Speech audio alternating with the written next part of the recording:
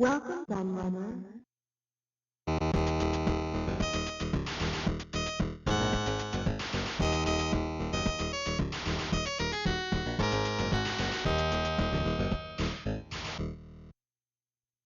Hello everybody, Kieran aka Retro Laird here, back with another video for you, and it's another book review. This is one that I was really keen to do. I've been trying to get hold of this book for a few weeks now after seeing it for the first time at ROM last month when the Retro Gamer editor Darren Jones showed it to me before it was released, which was great to see. And I was really eager to get it. I had a look around W.H. Smith's, but unfortunately didn't manage to find it in my local one. But I saw that they were doing a 10% off deal through the Imagine Publishing website, so I decided to grab it from there. So for those who don't know, it's quite unique in that this book covers the Master System, as you can see. If I turn it round, it also covers the NES. So you've got the two big 8-bit rivals there of that generation. Kind of shame it doesn't cover the 7800 as well, but there hasn't obviously been that much on that console in Retro Gamers. They probably would have struggled to get anything for that system in. But this follows the same concept as they did with the Mega Drive SNES book and the Spectrum C64 book, of sort of putting two rivals against each other on each side. So you'll also notice that it's upside down as well. So if I turn it around that way, yeah. So we'll have a look at the Sega side first, because I'm much more of a Sega fan than a Nintendo fan, as many people know. Using my laptop here as a handy document stroke book holder. Found it was the best way to do it. So you've got a nice introduction. Trying to get the camera to a decent angle so you can see it. There's contents. You've got retro revivals like this, where you have the big images. Here's just a guide to the Master System with perfect 10 games of the writer. Quite a few of my favourites in there, like R-Type, Baku Baku, Operation Wolf, Wonder Boy, more games for the Master System. I used to really like it when they did these. They don't seem to do them anymore in Retro Gamer, but I used to really like it when they did these big pages of screenshots. I have to say I miss those. History of Sonic on the Master System, which is great. There's some really good Master System games, Sonic games even. Zilon, I think the Zilon games are both brilliant, 1 and 2, so good to see that. The story of Alex Kidd, who was sort of the Master System's answer to Mario, as we all know. Even an interview with the programmer there. Another look at another classic Master System game, Fantasy Zone. Guide to Phantasy Star, which of course started on the Master System before going on to other Sega formats, so it goes through all the history of that. We've got Psychofox, another very popular Master System platformer. Cast of Illusion, which many people say is better than the Mega Drive one. I'm not sure I agree with that, but that's there. We've got a top 25 Master System games. This was voted for by the readers of Retro Gamer.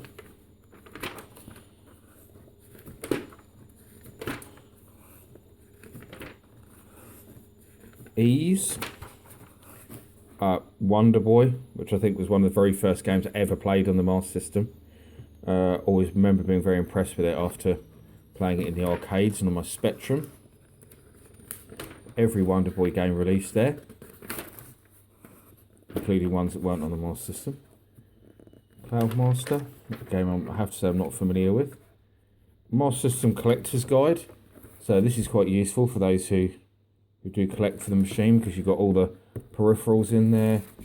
You've got the rarest games, that are the ones that are hardest to pick up, like some of the ones that only appeared in Brazil through Tech Toy. and there's the complete list, so you can actually go through and tick them off, with a rarity guide as well, so how rare they are. So this is where it flips around, as you'll see.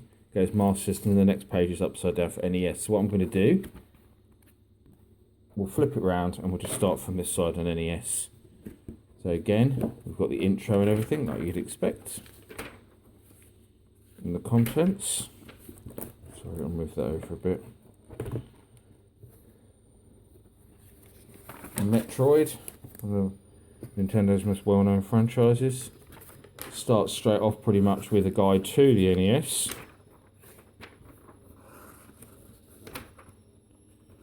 And perfect 10 games of Retro Gamer. I mean, the NES, I was never a massive fan of the console, as many people know, but growing up, my next door neighbour had one. And he was pretty much the only person I knew that had an NES, because he'd moved back to England after having lived in Singapore, and Singapore was very American influenced. So out there, everybody had an NES, mostly with pirate cartridges, but everybody had them. So he was quite surprised when he came over to here. Pretty much brought an NES on the day he moved here, and he was quite surprised to see that basically nobody else owned one, and he didn't have anyone to swap games with. And he was even more put out when he saw how much the games actually cost for the NES. But I had some good times playing on it. Stuff like Ice Climber, which is my personal favourite NES game. There's a guide to Super Mario Bros. 3. I was never a massive fan of the Mario games, many people know. Mega Man, again, I'm not really a fan of platformers, so this is one of my favourite things they've done on the NES, because you've got this absolutely brilliant picture of Darren in his bird hunting gear, with the hat and everything. I just think that's an absolutely brilliant photo. Fair play to him for doing it, absolutely brilliant. And those who know Darren will know he is a very keen bird watcher himself anyway. Donkey Kong. A bit about the movie The Wizard, which heavily featured the NES and the notorious Power Glove. The game Rad Racer, that was quite a good game. I did like that on the NES. Blades of Steel was another one I liked. Track and Field 2. The History of Castlevania. Castlevania games, I can take them or leave them, I have to confess. I'm not a massive fan, but I don't dislike them either. I know I just had to fuss over them, but yeah, they're alright. Greatest NES games as voted for readers. Snake, Rattle and Roll there, that was quite good. Exciter Bike, another game I quite enjoyed. I thought it was bizarre to see Double Dragon there, because the NES version of Double Dragon is absolutely abysmal.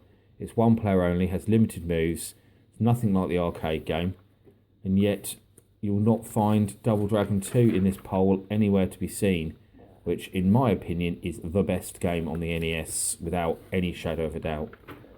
So I was very, very surprised to see that was missing. Battletoads, rock hard game, Battletoads. It's the one thing I'd always remember about it. Zelda, another game I've never really liked, but then I don't like RPGs, so it's not really a surprise.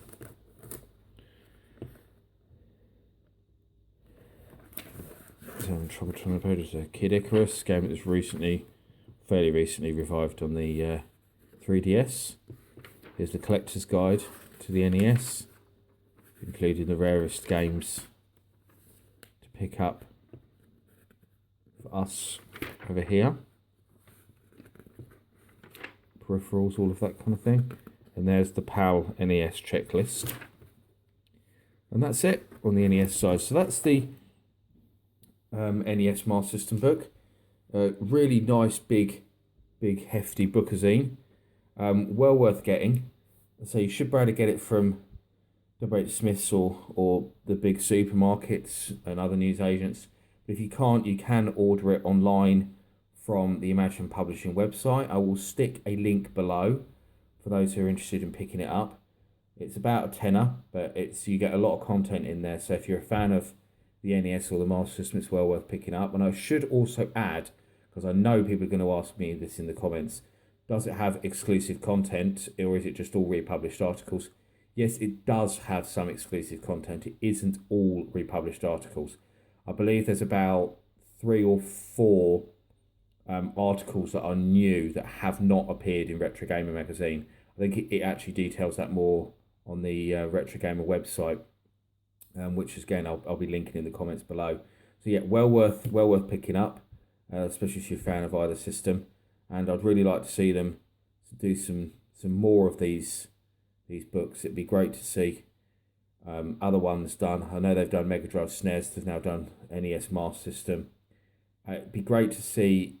They did an Amiga book. I think it would have been nice if they'd done ST Amiga book, but I suppose they've kind of missed that opportunity now. But it'd be nice to see them do something with maybe a few of the Atari machines. Maybe they could do STPC, or that would be another combination they could do, I suppose. Or go back and do like, Atari 2600, with the Coleco and television or something like that. There's lots of other things that could be done. The Atari 8-bit, maybe bundle that in a book with the Amstrad, because they've done Spectrum Commodore 64. So I do quite like these dual books because it caters for 2 audiences, which obviously means they get higher sales, which is always good. But yes, well worth picking up. So go and grab it now. I'll stick the link below, and I'll be back with another video for you all soon. Thank you very much. Bye bye.